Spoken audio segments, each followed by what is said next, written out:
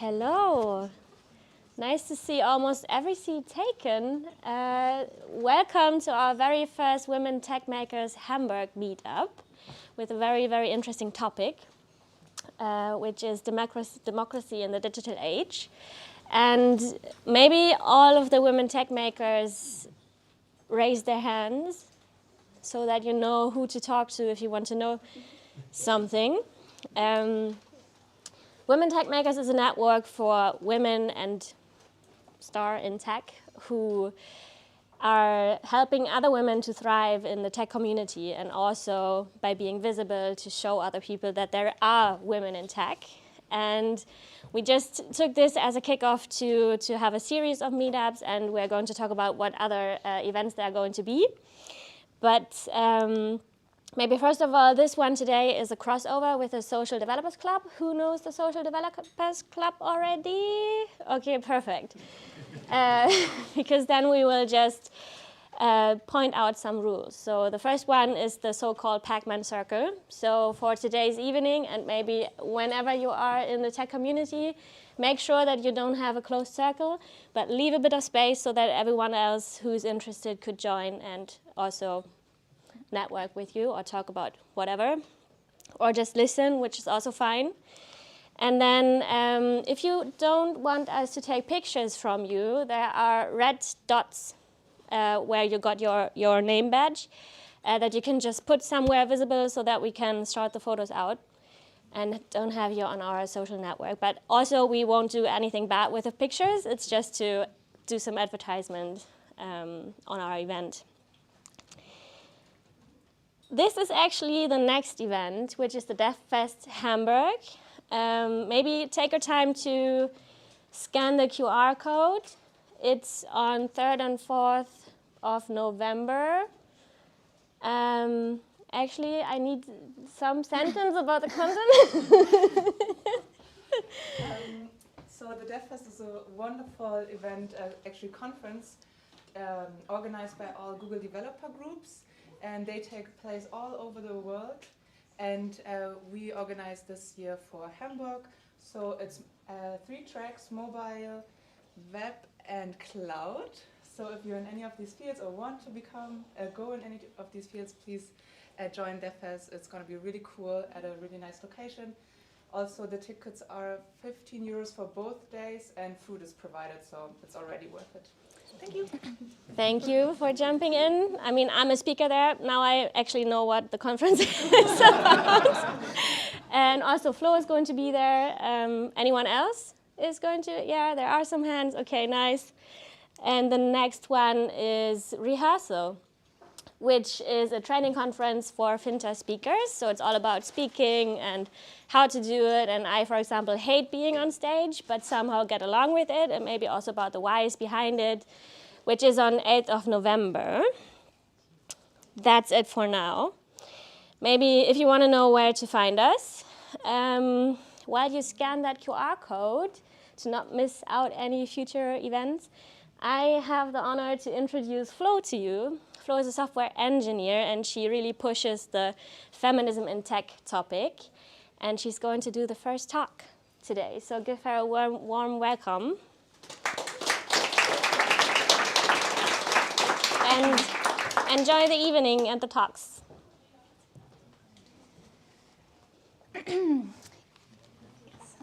Oh, thank you. Yes, hi and welcome. Thank you so much for coming. I'm super excited to talk to you today about a topic that means a lot to me. Today I want to talk about how technology shapes our democratic process. And I want to kick this off with a question. Please feel free to just raise your hand and think about, when was the last time that you participated in democracy? I'll give you a few seconds to rummage over that.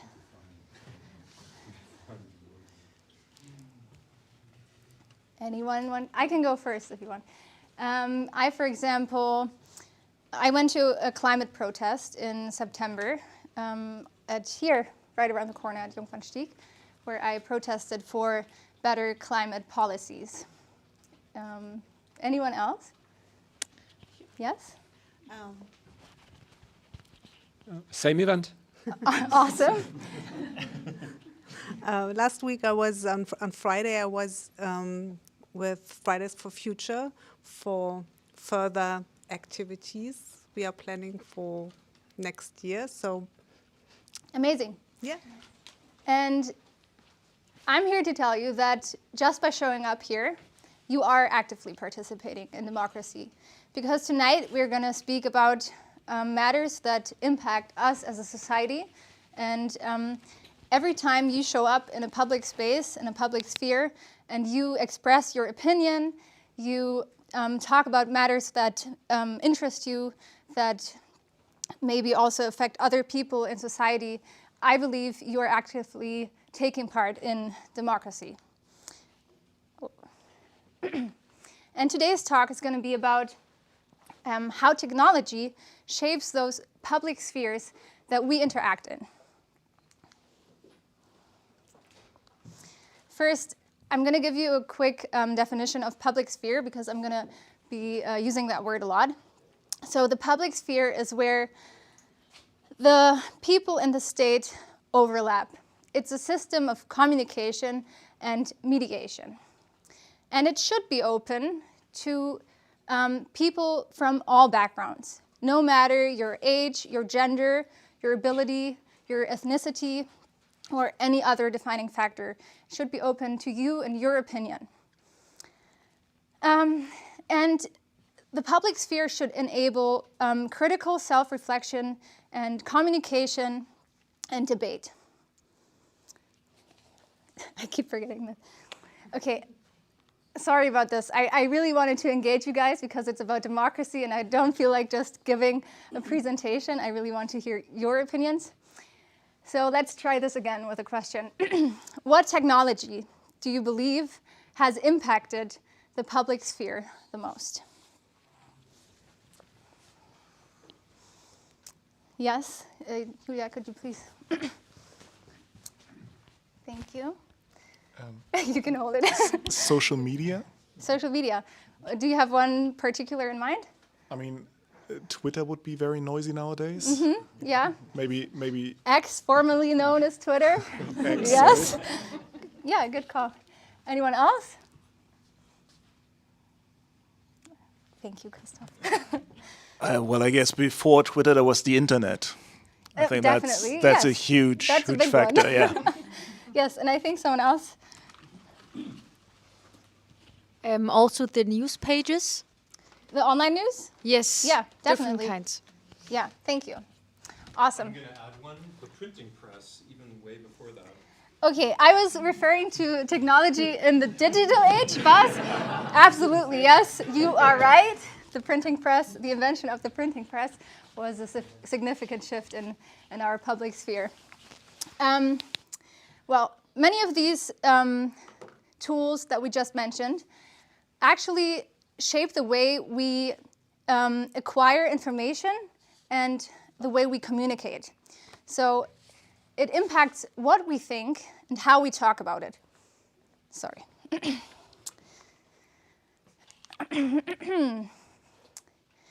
And we mentioned Twitter, right? Twitter is a form of platform that has become an essential infrastructure to our democratic public spheres because it allows political groups to curate international public spheres, and it features content from various sources. And platforms have actually become one of the most used sources of information for people. So people go there to inform themselves on what's happening in the world, on big news, to form their opinions. And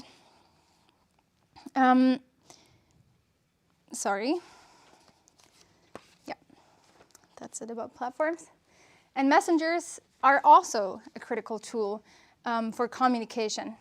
They enable private communication and protect user privacy by using end-to-end encryption and also facilitate global networking. Messengers are, like platforms as well, critical tools in organizing protest and civil unrest. we can see this happen all over the world. Think about the Iranian liberation movement, Black Lives Matter, and also Fridays for Future. All of these groups use platforms and messengers to organize themselves, to impact public opinion, and to inform about their causes.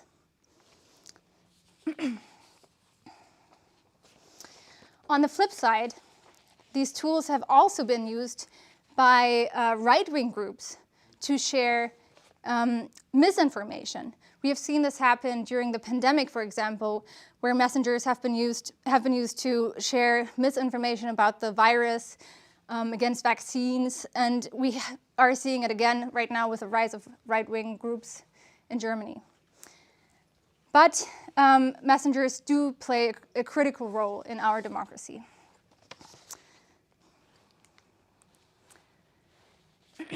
Because they have helped us to decentralize the media landscape. With the invention of the printing press, we used to see the voices of a very few. And now we have citizen journalists, basically, everyday people who just use these platforms to report on everyday events, often in real time. Think about the tragic murder of George Floyd, for example. This would not have been documented hadn't it been for someone with a smartphone and an internet connection. And this sparked an entire global movement for the liberation of Black Americans, or Black people all over the world. This democratization of information, so to say, gives many, many people access to information and education more easily, and it enables global networking, like I mentioned. But it also has some downsides. Because most of our information or sharing of information now happens on media platforms that are owned by private companies, these companies hold an immense power over us. And also because of the diverse content that is available there, there's kind of a lack of transparency, who's reliable, and also if the information that's being shared is actually true. And this leads me to my next section about misinformation and fake news. With the invention of the internet came the rise of misinformation and fake news, mostly due to unregulated content. Sorry. Okay, here we can see three rather funny images. One shows Pope Francis in a really stylish puffer coat. The other one, former President Barack Obama and former Chancellor Angela Merkel having fun at the beach. And the third one shows former President Donald Trump fighting policemen as he's being arrested following his indictment. And while these pictures are kind of fun to look at, and some might even spark joy to watch Donald Trump be arrested, they also pose incredible threats. Just think about January 6th of 2 years ago, when only a few tweets by Mr. Trump led hundreds of people to rally up and try to overthrow the government by storming the capital of the US. Now imagine what images like this can evoke.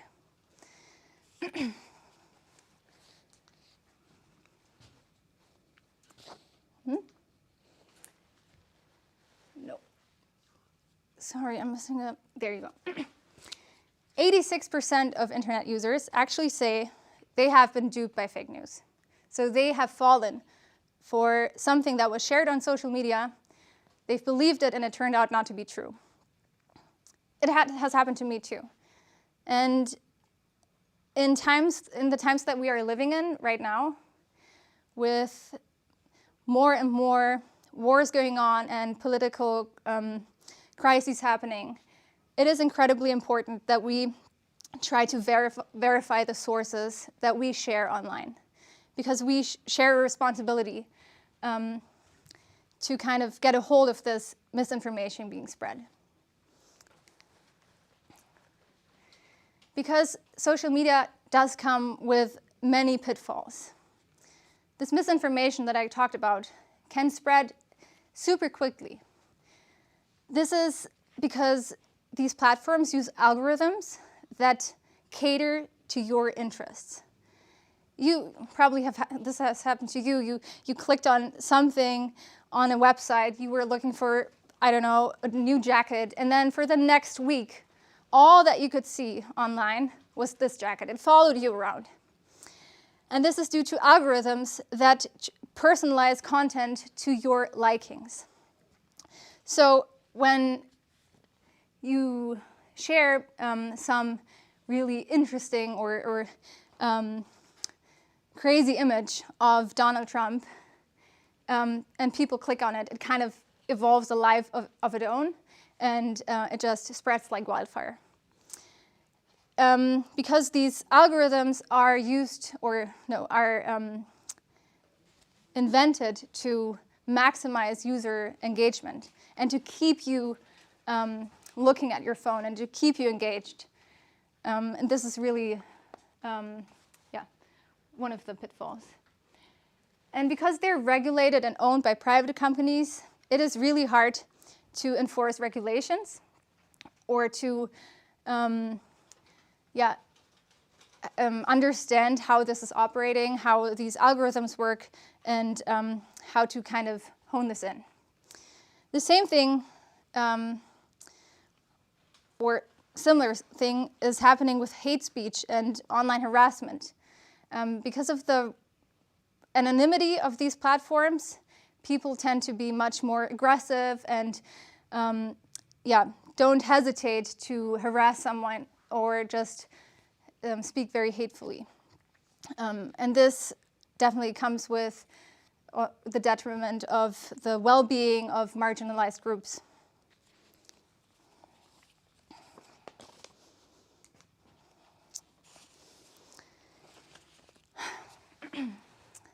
Technology didn't only revolutionize the way we acquire information and we communicate, it also revolutionized surveillance and data collection.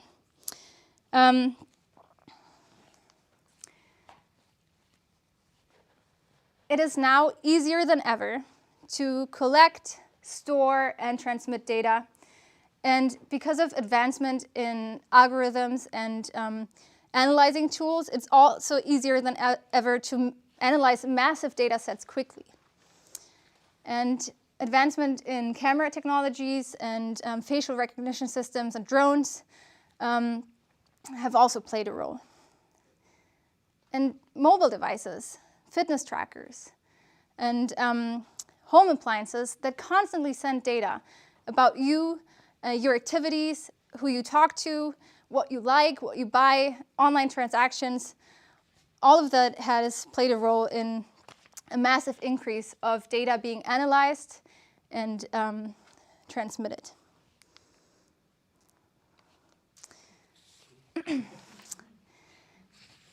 And we're not only being watched online, right? Not only our digital footprint is monitored closely.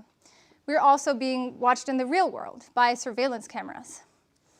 And I want you to kind of guess, how many surveillance cameras do you think are installed in Hamburg? I know this is like a wild question, you can just guess. I didn't know this before the talk, so yeah. 200? Mm-hmm. 10,000, Julia? 2,000? Yeah, it's 16,000 cameras. This is more than Berlin. And most of them are actually installed at bus stations and train stations. And their use is sometimes legitimate, right? We use it to solve crime, for example, if hate crimes have been committed.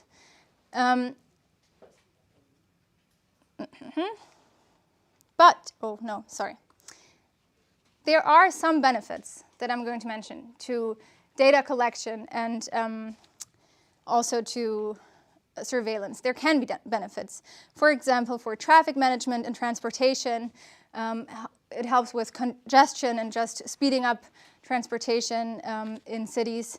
It can help healthcare providers track diseases and improve patient care, for example.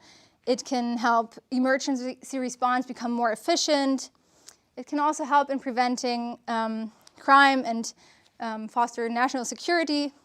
And we use it to monitor air quality and water quality, for example, and use this data to enforce environmental protection regulations. But I think it's really important that we ask, are we actually reaping the possible benefits of increased surveillance? So if a police force or politicians decide to put up another camera and they tell us that it's because they want to prevent crime in that area or crime has been happening there, we need to ask after a while, is it effective? Is it working? Are we actually seeing less crime? Or are those only possible benefits that no one actually ever proves? Because this surveillance obviously comes with huge threats as well. Mass surveillance, for example, can intimidate people into not voicing their opinions publicly anymore. The data that's being collected can be misused for advertisement purposes, but also for illegal surveillance. Collecting massive data sets can be a target for cyber criminals, leading to identity theft and other criminal activities. And algorithmic bias, for example, can actually reinforce biases that our society already holds and increase inequality. I've read a really interesting book by Meredith Broussard. I actually brought it here because I want to recommend it to you, where she talks about race, gender, and ability bias in tech. And she brings up a really interesting case that I think explains some of these threats perfectly. Predictive policing is one of them, where police forces try to predict where crime is going to happen based on data sets. This is really dangerous because these algorithms are not always right. They are hugely prone to error.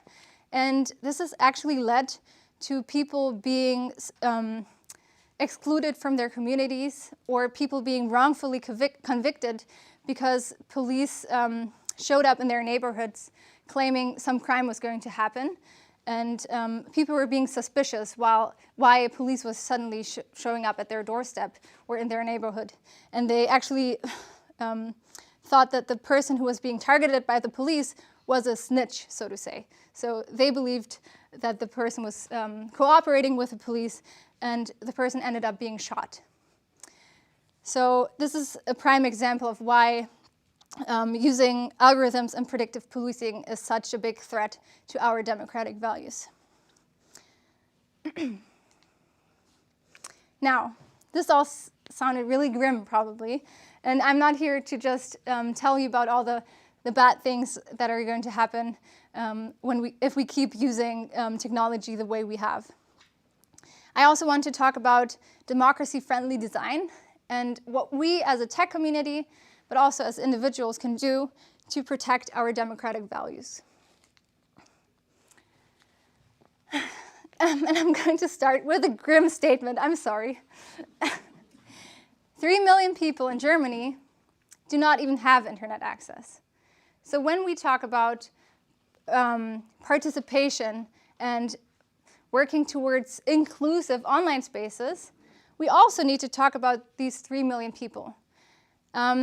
Because many of them don't have internet access, not because they choose not to, but because of socioeconomic reasons, because of accessibility reasons, or because where they are located. So if an internet provider doesn't provide internet in your urban area, you are basically cut off from our democratic public spheres. So when we think about online public spheres, we always need to make sure that we also offer these services offline, right? We can't just move everything online and talk about inclusivity when 3 million people don't have access to that. Oh yeah, I already talked about the reason, so we can skip this. Another grim statement.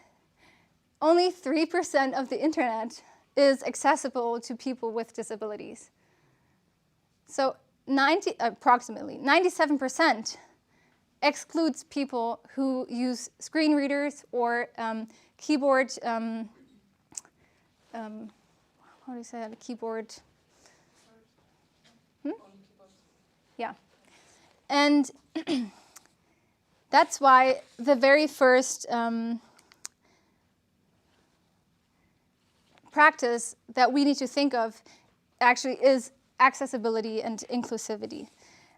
Making sure that our digital services that we provide, our websites that we create, our applications are accessible and inclusive by offering multiple languages, for example. We also need to be transparent about the data that we collect and why we collect it. Who can see it? Who can access said data? We need to take privacy protection measures by anonymizing data that we collect and avoid collecting unnecessary data about users. We need to foster curation and moderation. We have seen this be attempted by multiple different platforms where they have used automated moderation, for example, AI that scans the comments and then removes them. From experience, and also studies have shown that human moderation is much better. There are also practices where you can just, the comment has to be accepted by the person who basically posted the content before the comment can be shown, which prevents hate speech and misinformation being spread as quickly. When we're using algorithms, we need to be transparent about what they do and how they impact what the users see. We should also, obviously, protect free expression and kind of have this balance between protecting vulnerable people and preventing misinformation from spreading, but also protecting free speech and free expression online. By ensuring interoperability with our apps and digital services, we're also practicing democratic friendly design. So you can allow third-party apps apps to interoperate with your application. Have your community be engaged and ask them for feedback. Implement feedback tools so they can give you feedback easily on your app or digital product. And follow ethical design rules. So put the user's well-being first instead of always chasing ad revenue or implementing addictive features.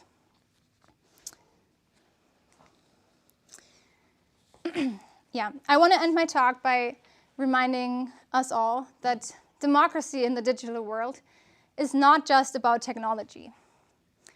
More so, it's about the values we uphold and the choices we make when we develop apps, but also when we move through the digital world. And I thank you so much for coming, and that's it.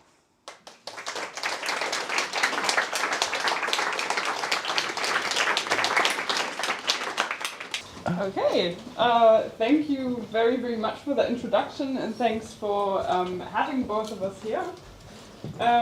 Yeah, I was quite surprised by the revelation that we have 16,000 cameras in Hamburg. I didn't know that, but Hansaplatz has 22 of those. I'm going to mention that again, I think, at some point. We're going to talk about Hansaplatz, as just mentioned, because for 3 months there has been an AI surveillance project going on there, and we want to look at how the call for more safety that often comes with surveillance projects like this actually undermines democracy. And we have a little agenda for this talk. First, I'm going to start with AI-based surveillance at Hansaplatz, tell you a little bit about the details there about this project. And then Chris is going to take us on a little excursion to Berlin, Südkreuz, the Südkreuz station. And then we're going to that's because I have a few open questions that I'd like to prepare together with you. And finally, we have a little inspiration for Q&A. If you don't know what to ask us, then we have a few questions there we can have as a discussion point. Okay. Right, so what's going on at Hansaplatz? Like I said, 22 cameras are at Hansaplatz at this moment, or they've been installed in 2019. And 4 of those are actually feeding surveillance footage of Hansaplatz to an AI system that has been installed in July of this year. And the project is essentially a proof of concept AI surveillance project conducted by the Hamburg police together with the Fraunhofer Institute. Yeah, these 2 tangoing skeletons that you can see here are actually what this system produces, right? So the system takes this surveillance footage by these 4 cameras and it creates these skeletons or stick figures and tries to determine whether they're showing any atypical behaviors, right? And the atypical behaviors are the ones I know of are the ones that I listed here: hitting, falling, kicking, shoving, pushing, staggering, lying down, and aggressive and defensive posture. Right? And on detection of one of these atypical behaviors, the system triggers an alarm in the nearby police station at Steindamm, and a police officer that is sitting in front of the monitors and monitoring the situation gets the alarm and decides what to do. And they will also see, on top of these skeletons, they will also see the real footage from the last 30 seconds and then decide how to react, whether to dispatch a control or do something else. Yeah, and this system is actually not the first of its kind, or it actually is exactly the same system that is used in Mannheim and has been used there for 5 years now. There's a project that's called Mannheimer Weg 2.0. Very fancy. They started putting up surveillance cameras in 2018 in Mannheim. And the thing is that the project is actually still ongoing. It was supposed to be finished by November of this year, but they actually were planning to hand in or to extend the project, to request an extension, because they're not done yet. And the final result is not that great, apparently. They haven't done a real evaluation yet, but in 2020 already the police commissioner of Mannheim said that the error rate of the system is in the low double digits, right? We can all think about what that means. I mean, low double digits could be 10%, could be 20. If you really, I don't know, want to juggle some numbers, you could even say 49% might be low double digits. Who knows, right? Yeah, and then also Fraunhofer's Markus Müller actually said in an interview, I think it was with the ZDF this year, that the system in Mannheim has just graduated primary school, which means it's not working that great yet. For example, it cannot tell apart whether a person is actually getting a hug or being choked. Right? So, well, maybe, you know, that extension. But yeah, if you haven't figured it out after 5 years, I'm asking myself, how much longer do you actually need to collect data to teach a system how to keep those 2 things apart? Yeah, but now we're going to look at what actually has been going on in Berlin. Mm-hmm. All right, since we're asking a lot of questions, so who remembers this, the whole thing? All right, a few people are still aware. I mean, it happened in 2017, called Sicherheitsbahnhof Berlin Südkreuz, or security or surveillance station, however you want to call it, where actually facial recognition was tested. It was tested on volunteers, so people could sign up, say like, all right, I want to ride this escalator up and down, you can film my face and see if your program works. This is different from Hansaplatz, because on Hansaplatz nobody was asked. People are getting just filmed, there's no consent asked or given by anybody. That's a big difference. The experimentation period ended in 2018, or at least in 2018, the state gave the statement about, hey, was that a good thing? Did we achieve what we wanted to achieve? And the official statement by the Minister of Interior was, project for facial recognition successful. Systems have proven themselves. So we hear that this was a great success. They also give us some numbers to this. They say, this is from the official statement, you can still read it on the page for the Ministry of Interior, saying like, they had an average hit rate of 80% and a false hit rate of below 0.1%. Not 0.1, below even that, so in the promille range. That is what you can read in the official statement of the government. The Chaos Computer Club then took the data and came to different conclusions.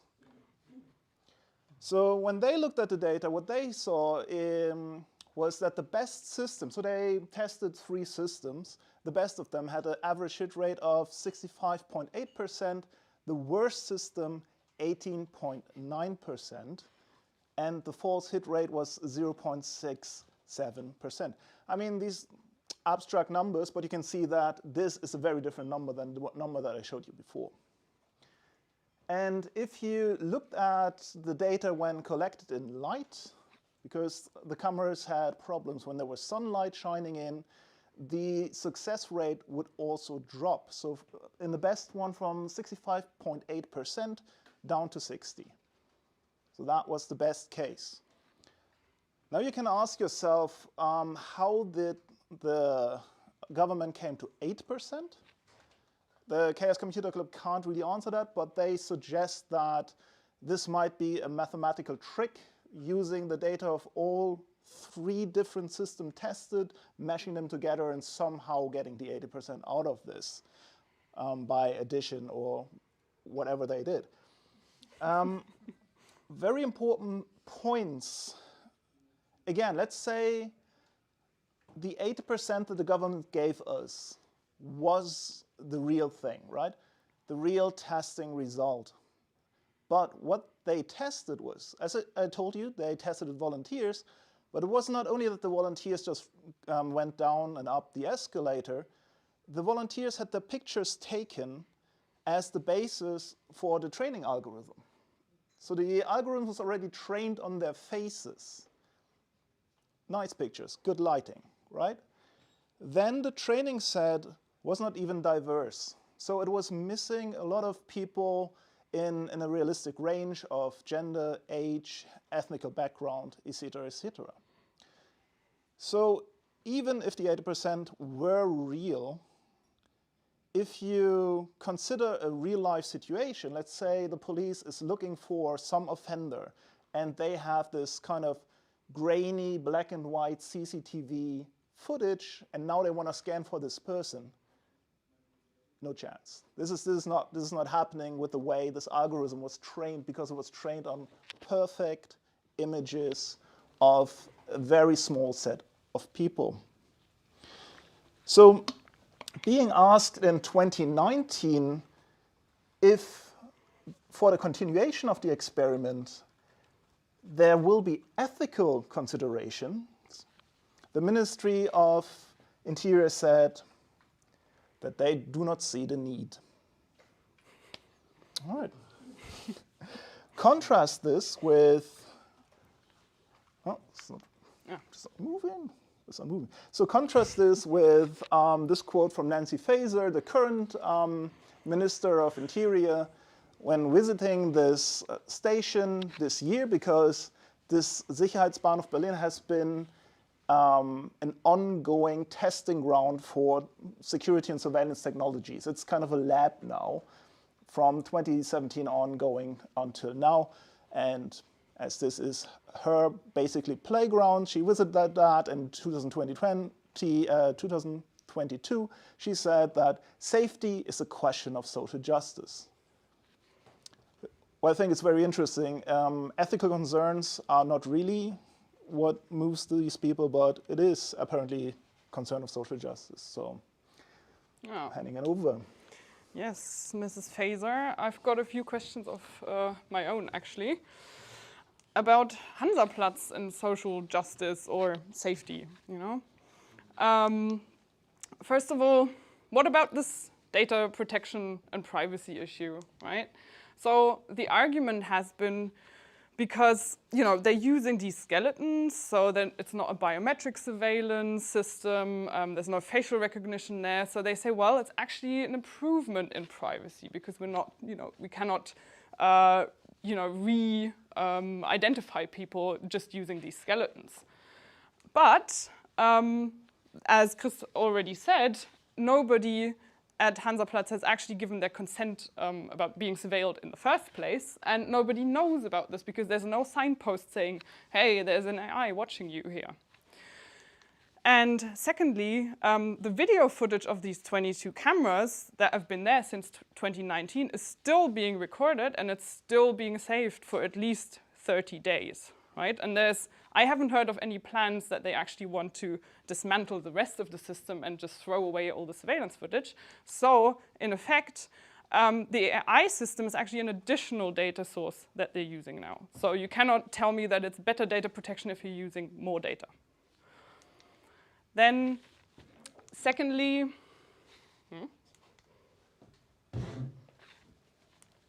okay, thanks. It's moving, but very slow.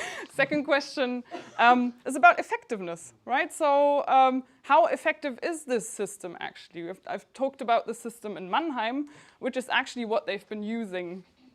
They didn't even retrain it. They just plonked the system out of Mannheim, put it onto Hansaplatz. And the police are saying, well, we are going to evaluate the system. Okay. But they also, this is public information, they don't know the basics of the original Mannheim AI system that they're using. So for example, they don't know how many samples of are in the training, validation, or test set, right? Which is important information to have, especially if you want to know which atypical behaviors are more difficult to detect. And they also don't know any success metrics like the false positive or the false negative rate, like in Bahnhof Südkreuz, right? So that's a good start. And then also the evaluation apparently is to be performed by the police themselves and not by a third party. And there are also, so far, no plans to make it public. Yeah? So we're maybe not even going to find out what the results are. And the police are just going to say, thumbs up. It's working very well. So, yeah. Can you? Thanks. Doesn't want to change slides, apparently. Is it changing? No. No. It's very slow. Atypical behavior, thank you. So what is atypical behavior? So the argument seems to be that atypical behaviors indicated by stick figures are an indicator for crime and danger, right? And some of these atypical behaviors that I showed you earlier seem to be very unspecific, though, and hard or even impossible to define. For instance, what does aggressive or defensive posture look like, right? So everybody probably has an image in their head if they think about some kind of movie. But have you ever seen an aggressive stick figure, right? Like, just imagine what that would look like, you know? So, I don't know. And also, who actually determines this. So somebody has to be sitting down, or was sitting down in Mannheim somewhere and labeling these images that they collected for the training data and say like, okay, this is aggressive, this is defensive, this is aggressive, I don't know, right? So how does that work? Who was this person?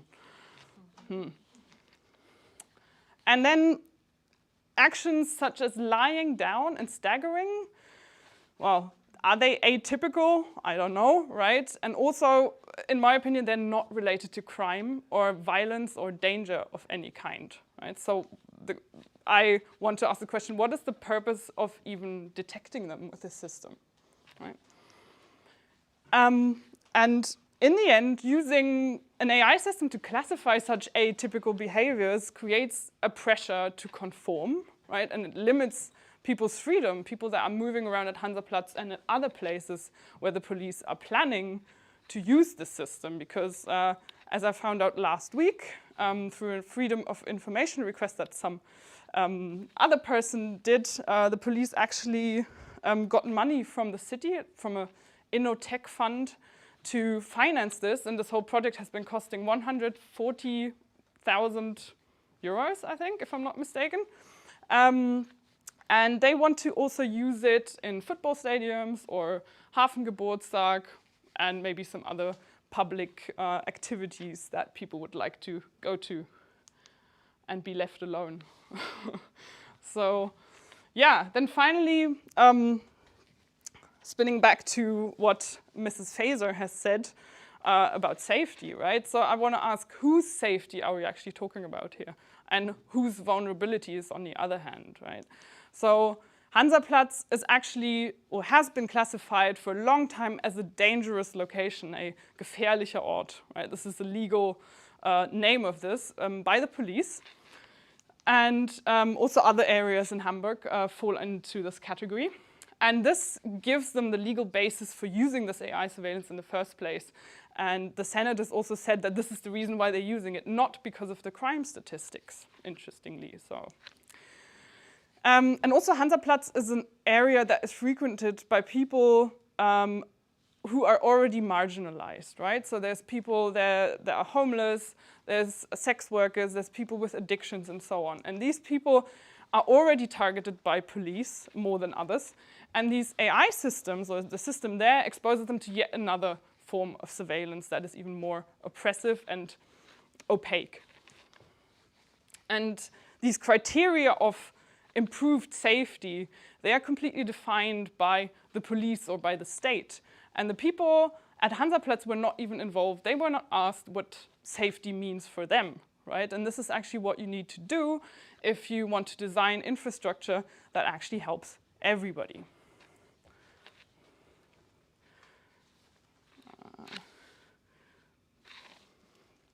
Yes, to summarize. So an AI surveillance system is being tested at Hansaplatz, and this system has considerable functional deficiencies. So first of all, it cannot tell apart choking and hugging, as I mentioned earlier. We don't know the error rate, so police also doesn't know, doesn't seem to care. And about which people at Hansaplatz are not informed and they didn't give their consent. And then also, there don't seem to be any transparent goals for this system apart from just scaling it up and using it elsewhere, and also no independent evaluation concept. And this is a problem because it further normalizes the surveillance we're already seeing, 16,000 cameras, and systems like these can potentially be scaled at will. A police officer sitting in front of the monitor can't, right? And it promotes something called techno-solutionism. Which means that societal challenges are framed as technical issues and then solved by supposedly neutral technology. And with that, we want to leave this slide as an inspiration for Q&A later, which comes from a very good book called Data Feminism. And it's basically the chapter examines power, because we should always ask ourselves these few questions when we're talking about systems that are put in place by powerful actors. Thank you. Yeah, thank you.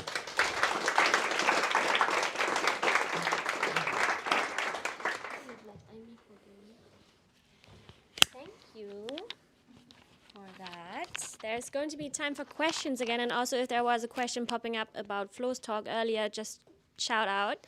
But I start with my question first. So what about resistance in terms of, was there a resistance against that? And if I want to protest or speak up against such surveillance, what can I do? Yes, funny that you're asking.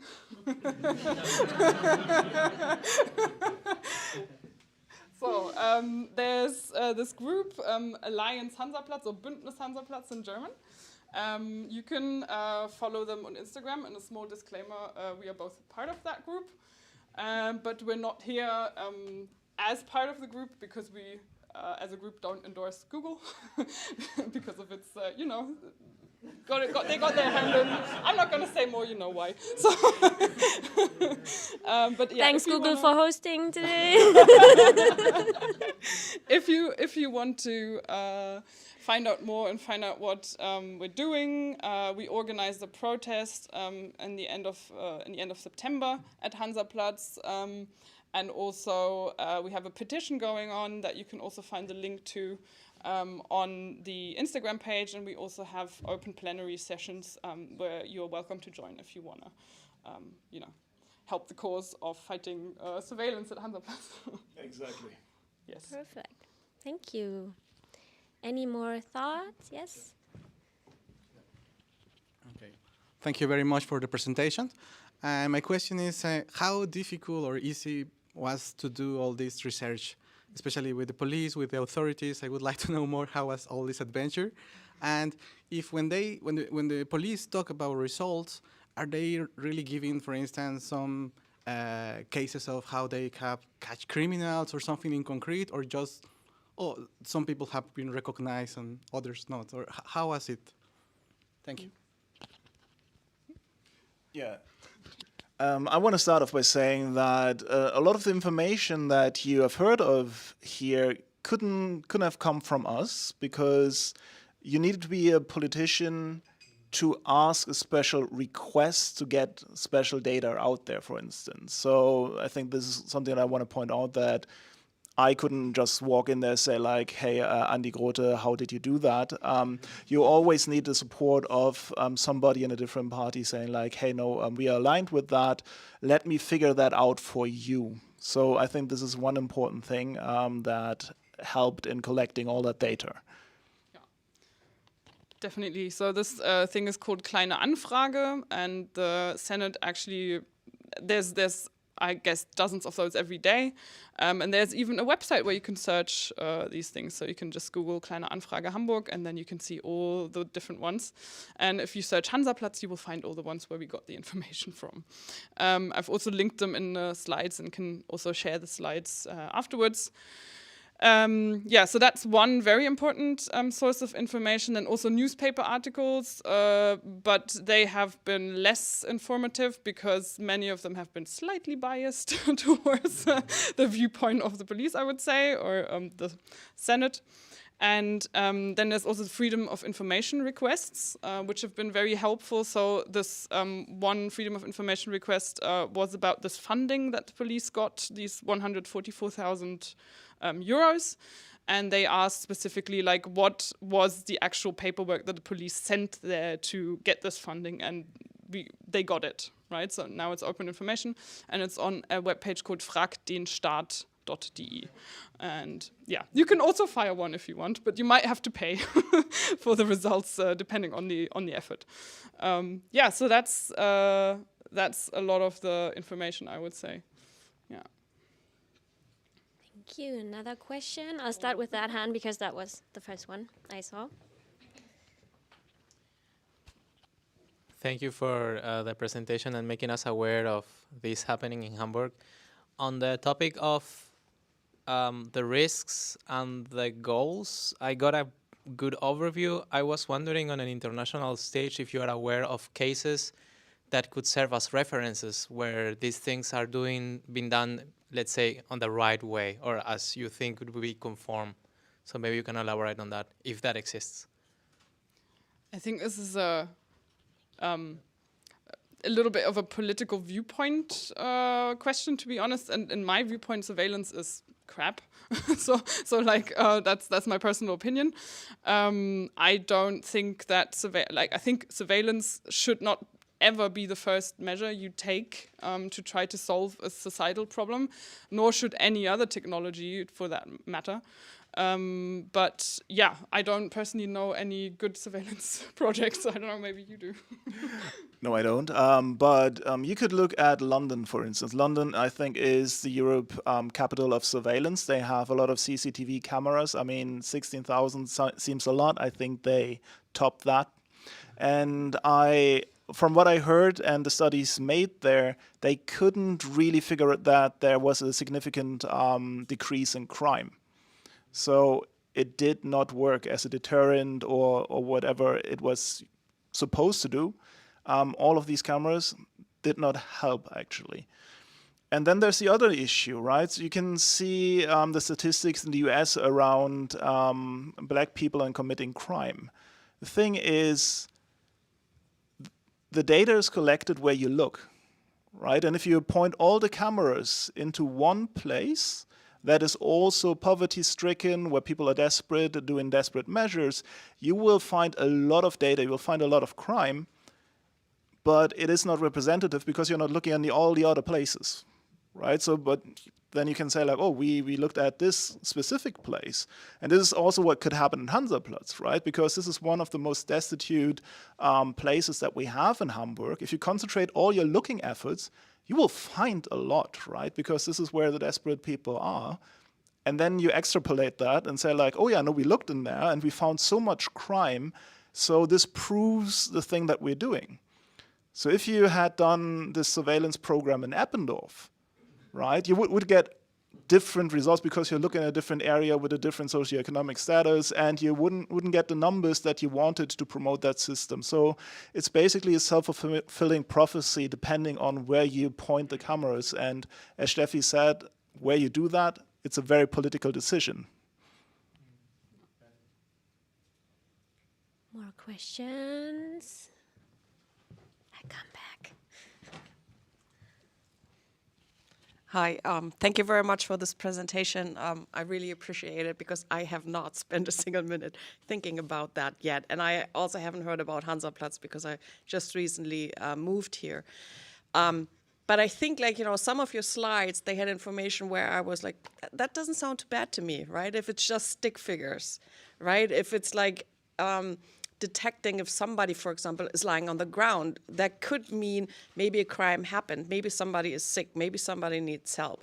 So like I can also see some positive, like in the slides that you presented where you just had like a very negative touch, right? At the end of the day, I do have a colleague, and this is third-hand information, he's from Singapore. He left Singapore for the reason of surveillance, right? They have a very low crime rate, very low, but there's surveillance everywhere. He says, like, there's no freedom, and I think that's the point, right? With the surveillance, the more surveillance you have, the less freedom you have, right? And so again, thank you very much. It made me really think about it. I like it a lot. Thank you. All right, so first I want to add to that, Germany has a very low crime rate as well. So we have seen really a plummeting of crime over the last years. When you look at the statistics from 2018 ongoing, we don't really have that much crime in Germany, which begs then the question, why are we investing so much in surveillance technology? Why is the suggestion that we are getting? Because whenever something happens like this, we would assume this is a reaction to a lot of crime, which the statistics is not really giving us. So there is kind of like an ulterior motive that you could kind of project into that. And for the stick figures, I want to give it over to Steffi. Yeah, so I think you pointed out something valid that also a lot of my friends or people that I know that I've talked to about this situation have pointed out as well. It's like, yeah, okay, stick figures is definitely better than biometric surveillance, and I agree, right? But using AI, so like you can also watch some of my other talks that I give on AI, which are similarly critical, even though I work in the field, or because I work in the field maybe. And so what AI systems do is generally putting us inside boxes, right? So they categorize and they put us in a box where we are most likely to fit in, right? And the people that are building these systems determine what the boxes look like, right? And the people that label the data in some sense determine what the boxes look like. So if you classify lying down as a dangerous or somehow suspicious behavior, then it will be according to the system because that's what it learns, right? And so whenever we create systems like these, we actually have to think very hard about what is the actual basis for this classification that we're doing. Is this based on reality, of an observation of reality, based on science, which is also biased in some sense, right? And who is actually impacted by the system, right? And in this case, when it's a person that is lying down at Hansaplatz, it might, for instance, be a homeless person. You could say, okay, maybe it's a good thing to actually help that person. But then it's like, why do you need a surveillance system to help homeless people? I'm not sure. Could you do maybe a Housing First project with those 144,000 euros that they spend on a 3-month project? I don't know, right? So my 2 cents.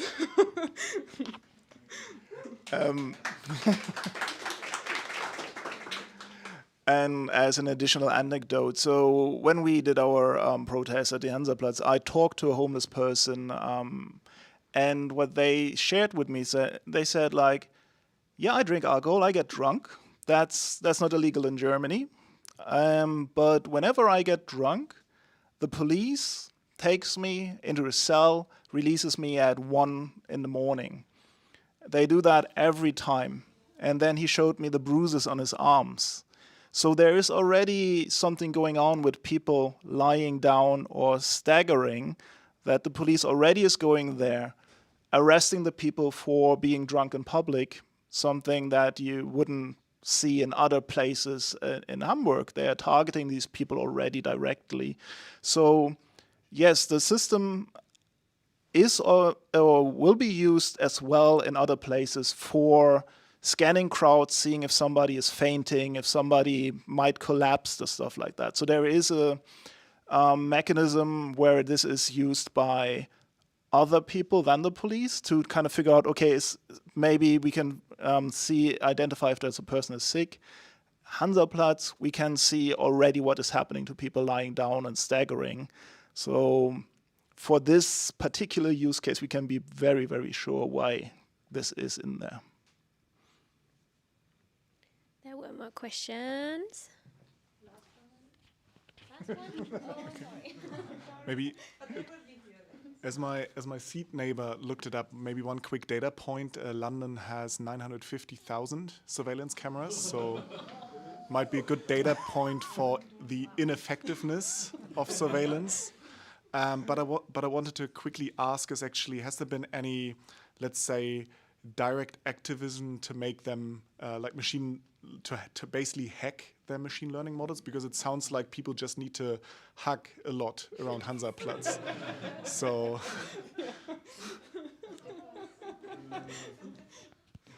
Tell them about our brainstorming. Well, the thing is, the stick figures are not as easily hackable, right? If you had the Südkreuz situation, you could do some adversarial things there with patterns and stuff like that.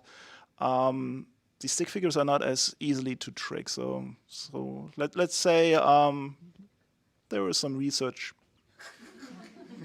maybe dancing to kind of imitate. Yeah, capoeira. So if someone knows capoeira, maybe go to Hansaplatz. I don't know. Yeah. Yeah, or have a live action role play. Yeah. Yeah. So I just quickly wanted to point this out. So there's actually some papers about, I guess, the system, because these names, Cormier, Michael et al. Show up a few times, and they're from Fraunhofer. So I think I did find the paper where they're actually explaining how the system works, and it's not one system, it's multiple that are put, together. So we have the input frames, then we have a person detection, which essentially just puts a box around a person. Then the person needs to be tracked across the different frames of the video. And then we have this human pose estimation, which is essentially the stick figure, and then skeleton-based action recognition based on this stick figure. So all of these systems can fail. And what the authors said in the paper is that, for instance, if you take your bike with you, that already confuses them a little bit. And if you have a phone and there's like the sun is reflected towards the camera, that also works. So if you're wearing reflective stuff, like a life-saving cover, you know, life-saving jacket, or something like that would probably work. But feel free to try it out. You know, it's a public space, so. You know. I have one very short addition, and I just thought of it because of Südkreuz, if that's okay. That doesn't, very short. The question on the other side of the room was, who's doing it correctly? Who's doing it right? Are there any examples? I have a few examples. The state of California and the state of Oregon have banned artificial intelligence and facial recognition in the entire state, including the airport, including everywhere. And so they're doing it right. That would be. And we're talking about Silicon Valley. They understand the technology. That Silicon Valley is in California. They understand the technology, and that's precisely why they're against it. Okay. Then now we really have to cut the discussion. But last things, thank you for Google for letting us host the event here. One applause for that. And also for the drinks and the food and the nice place. And since this is our first Women Techmakers Hamburg meetup event, maybe spread the word, follow the meetup group, and advert our events, because yeah, we only exist if the network also pushes us a bit. So thank you for being here, and we hope that you all had a nice evening and are going to enjoy the networking afterwards still.